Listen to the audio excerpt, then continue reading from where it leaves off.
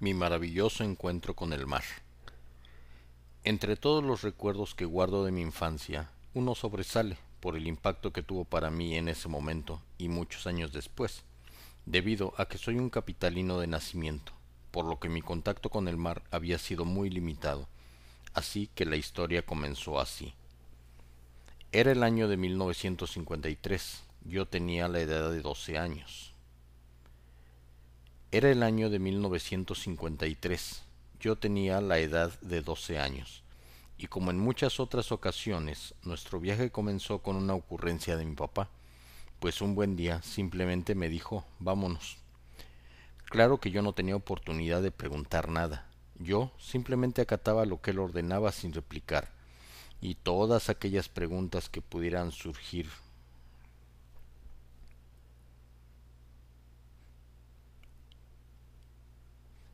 y todas aquellas preguntas que pudieran cruzar por mi mente al respecto, me las guardaba para mí.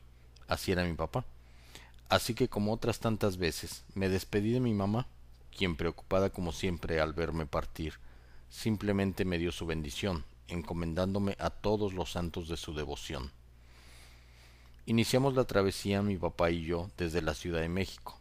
Nos encaminamos a la carretera México-Guadalajara ayudados por el gordo, es decir, a puro aventón, ya que carecíamos de recursos.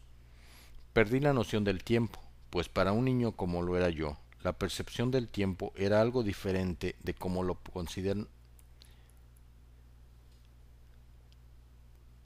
Perdí la noción del tiempo, pues para un niño como lo era yo, la percepción del tiempo era algo diferente de cómo lo consideran muchos adultos.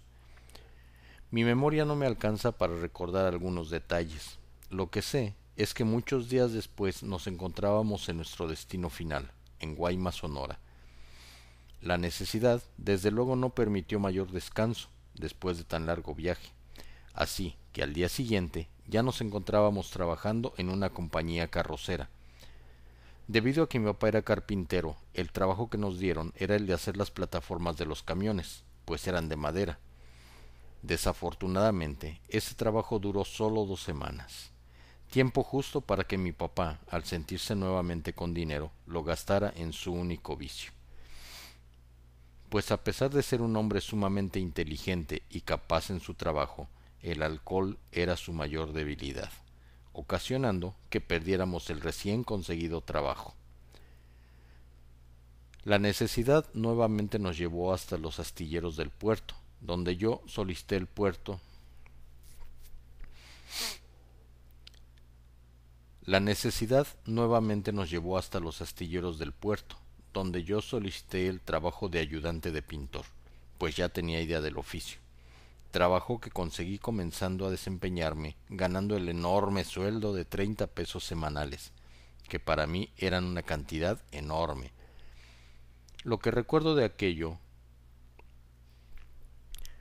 lo que recuerdo de aquello es que era una labor agradable, donde todos me trataban bien, pues me gustaba aplicarme en el trabajo a pesar de mi corta edad, pues yo formaba parte de una familia con 5 hermanos y mi mamá, familia que tenía enormes necesidades, por lo que comencé a trabajar a muy temprana edad, aprendiendo pronto sobre responsabilidad y trabajo arduo. Yo pintaba donde me decían lo mejor que podía, aplicando toda clase de colores, añadiendo una nueva experiencia a mis anteriores labores. Me encantaba ver cómo los barcos iban cobrando forma y vida al darles color nosotros. Como a los 2 meses, un día cualquiera llegó un nuevo personaje al lugar. Era un hombre joven que resultó ser el capitán de un barco camaronero que llevaba el nombre Lucky Star, nombre que me pareció muy bonito para un barco. Él iba en busca de hombres de trabajo para contemplar. Él iba en busca de hombres de trabajo para completar su tripulación, pues había iniciado, pues había iniciado la temporada de pesca de camarón, por lo cual había que conseguir marineros y embarcarse cuanto antes. Entre otros puestos solicitaban un pavo, lo cual llamó mi atención, pues en la vida había yo escuchado ese nombre, más que el nombre del ave que se pone en el mole o se come en Navidad. Aunque después me enteré que así se le nombra a una persona que se embarca sin gozar de sueldo, pero realizando toda clase de actividades a bordo, lo que acá conocemos como un milusos. Así que siendo casi un chiquillo, me vi embarcado junto con mi papá. Así que siendo casi un chiquillo, me vi embarcado junto con mi papá antes de lo que imaginaba. Desde luego, ya saben ustedes quién terminó siendo el pavo de la tripulación. Debo aclarar en este punto que yo siempre he sido una persona que le gusta el trabajo, porque además de ser muy curioso en cuanto a aprender,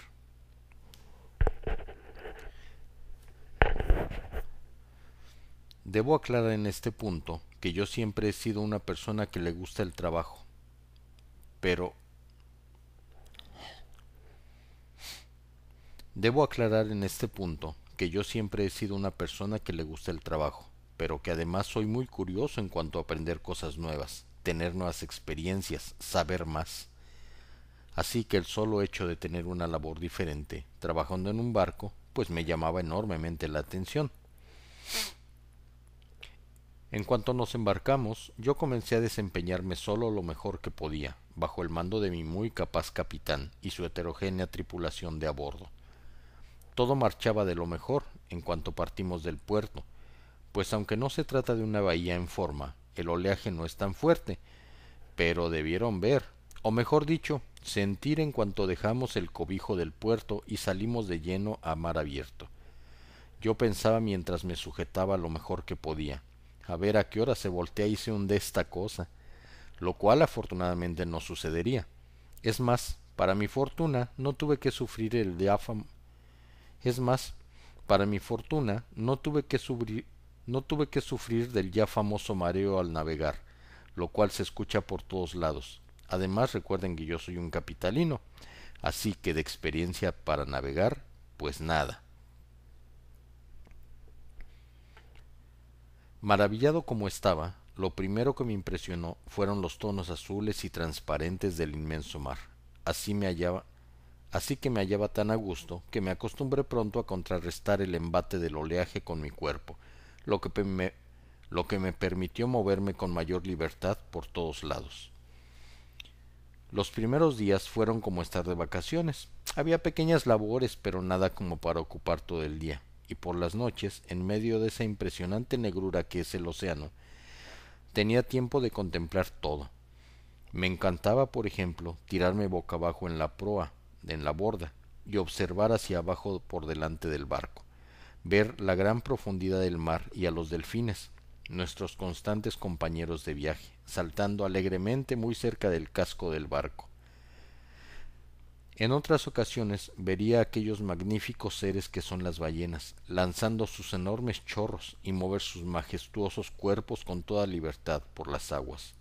Espectáculos que me tenían asombrado y maravillado, pues eran algo nunca antes visto por mí. Además de que en aquellos tiempos, dada la nula publicidad al respecto sobre esos hechos, era algo desconocido, siendo un hecho nada común el que yo presenciara tales cosas. Pero esa calma duraría poco, pues como a los 3 días de habernos embarcado dimos con el primer banco de camarón, así que parte de la tripulación se dio a la tarea de lanzar el chinchorro, que no es otra cosa más que la enorme red que van arrastrando para capturar el mayor número de camarones. Así, pasada tras pasada del barco por el lugar con su chinchorro, éste se vio repleto de la valiosa carga, y nuestro capitán se dirigió a despertarnos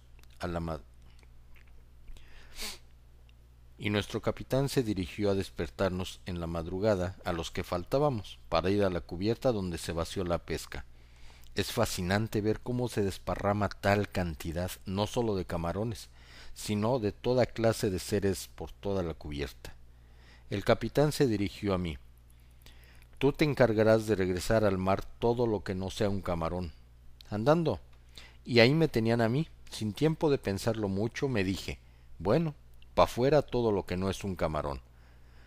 Comencé entonces a lanzar por la borda toda clase de peces, chicos, grandes, medianos, tiburones pequeños que cogía por la cola y los devolvía al mar. Desconocía si esa era la mejor manera de hacerlo, pero tenía que ser rápido, así que lanzaba los escurridizos peces por encima de la borda.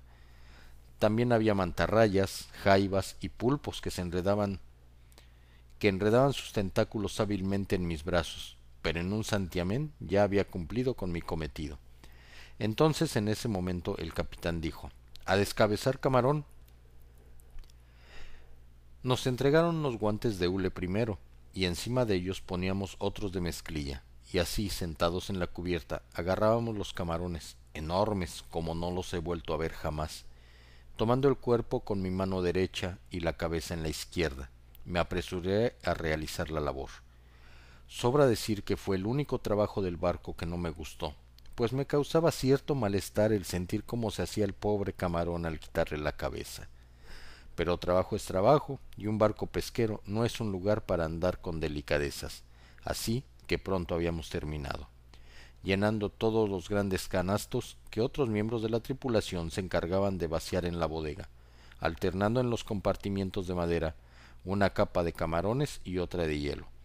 Y aunque me parecía que el chinchorro lucía repleto, ya en la bodega se veía que aún nos faltaba mucho para completar nuestra carga.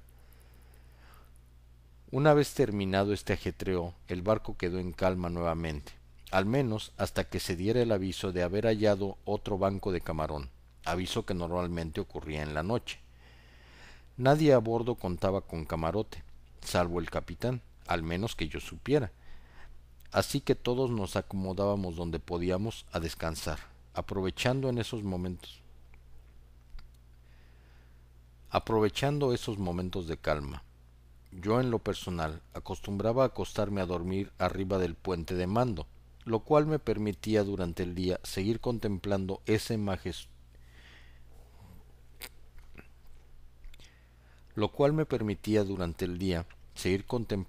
mundo desconocido por mí hasta entonces. Por ejemplo, entre otras cosas, recuerdo el haber contemplado cómo el barco pasaba a través de un cardumen de peces voladores, algunos de los cuales quedaban en la cubierta.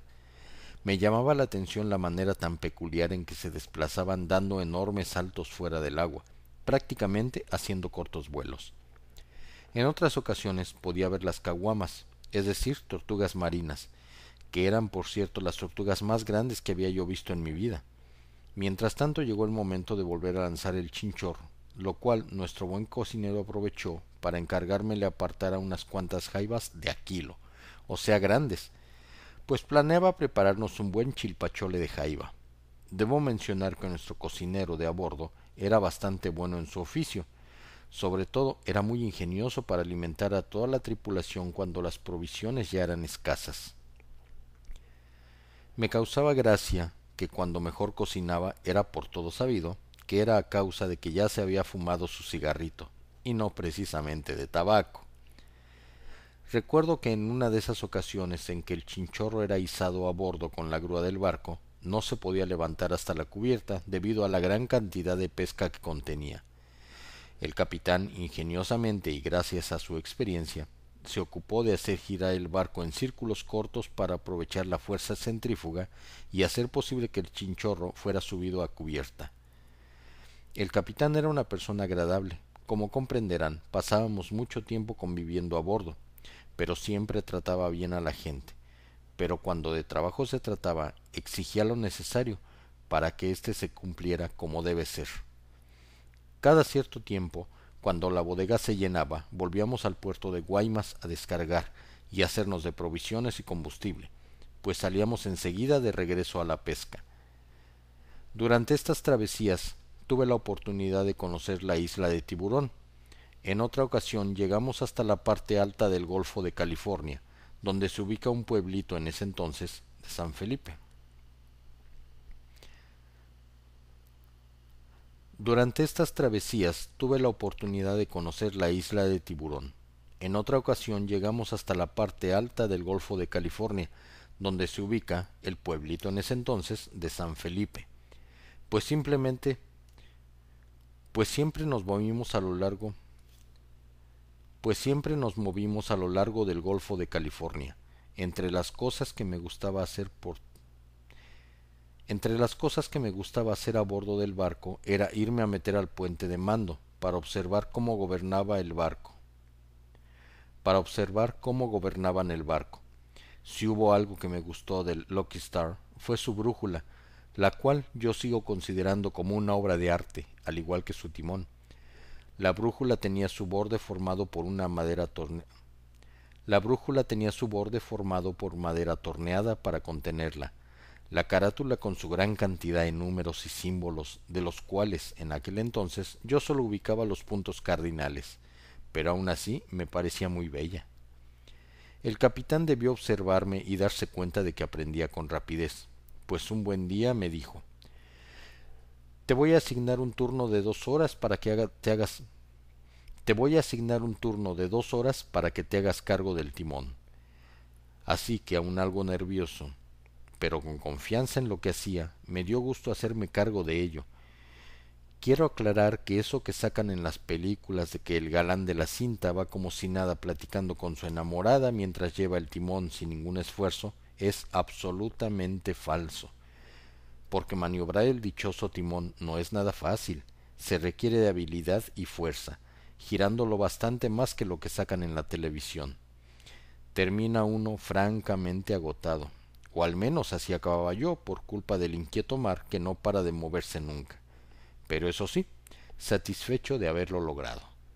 Aunque al inicio me costó un poco, recuerdo esa ocasión en que me esforzaba por mantener el rumbo que me había indicado el capitán, de acuerdo a la brújula, lo cual, según yo, estaba haciendo bien, hasta que entró el capitán al puente de mando y me preguntó: ¿Qué pasó, güero? ¿Por qué no llevas bien el rumbo? Y yo le respondí: Nada, capitán, voy siguiendo el rumbo que usted me dijo. Entonces el capitán se sonrió y me dijo: Asómate hacia la cubierta de popa para que veas la estela que va dejando el barco, lo cual hice enseguida, y para mi asombro pude ver las heces que iban quedando en el mar tras nosotros. En otras ocasiones me tocó maniobrar el barco en la noche. Esas veces se me indicaba que debía guiarme por tal o cual faro.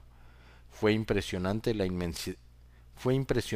inmensa oscuridad que nos rodeaba y solo tener como punto de referencia una lucecita allá en la lejanía. Otro espectáculo digno de mencionar es, es el que nos brindaba la noche. Imaginen ustedes lo que para un niño de 12 años fue el estar en medio de esa enormidad que es el mar, tan bello y majestuoso, pero además de escucharlo por las noches, el no ver absolutamente nada a nuestro alrededor, pero contemplar además por encima de nosotros el increíble aspecto del cielo nocturno. Me parece que jamás en la vida veré tal cantidad de estrellas, menos viviendo en una ciudad. Eran tantas y tan brillantes que por momentos me parecía que podía extender mi mano y tocarlas. No me sorprende que en el pasado los marinos que surcaban el inmenso mar crearan toda clase de leyendas en torno a ellas, pues es casi imposible que no causen ningún tipo de impacto en nuestro interior, al menos en mí dejar una marca imborrable para el resto de mi vida. Así se alternaban los días, pocos en realidad de relativa calma, hasta que encontrábamos un nuevo banco de camarón, y todo se ponía en marcha otra vez. Iniciaba la gran actividad hasta que nuevamente teníamos llena la bodega, y teníamos que volver al puerto a descargar nuestra valiosa carga, fruto de un sinfín de trabajos realizados en equipo. En esos breves espacios de calma, yo no dejaba de maravillarme por toda clase de sucesos, ya fueran las manadas de ballenas en su impresionante ir y venir entre las olas, el asombro de ver cómo se desplazaban asomando primero el lomo mientras lanzaban su enorme chorro de agua y aire, lo cual se me figuraba como enormes geysers en medio del mar. Luego veía surgir sus grandes colas, para luego desaparecer en medio de un gran ruido, perdiéndose en medio de la azul y profunda agua. A lo largo de todo el viaje disfruté siempre de la compañía de toda la tripulación. A lo largo de todo el viaje disfruté siempre de la compañía de toda la tripulación, a la par de los seres que viven en el mar. Finalmente llegó el momento en que en una de tantas idas al puerto, mi papá consideró que ya era tiempo de que volviéramos a casa, terminando así una de las mayores experiencias de mi vida. Curiosamente, como mencioné, nunca me sentí mareado mientras estuve a bordo del Lucky Star, pero lo grave vino al momento de bajar a tierra firme nuevamente. Literalmente, todo el piso se me movía. Tuve el mayor mareo tuve el mayor mareo de toda mi vida. Tardé un rato en normalizarme. Además de que una parte de mí deseaba poder continuar formando parte de la tripulación de ese barco tan especial, aunque claro, con mi edad, esa no era decisión mía. Aunque claro, con mi edad, esa decisión no era mía. Este es el final de mi historia. Aunque no todo terminó ahí, porque esa vivencia que tuve en el barco camaronero marcó de alguna forma mi vida, pues a pesar de que no dedicaría mi vida al mar, sí cambió algo en mi interior, pues a partir de ahí mi manera de contemplar y pensar en el mar es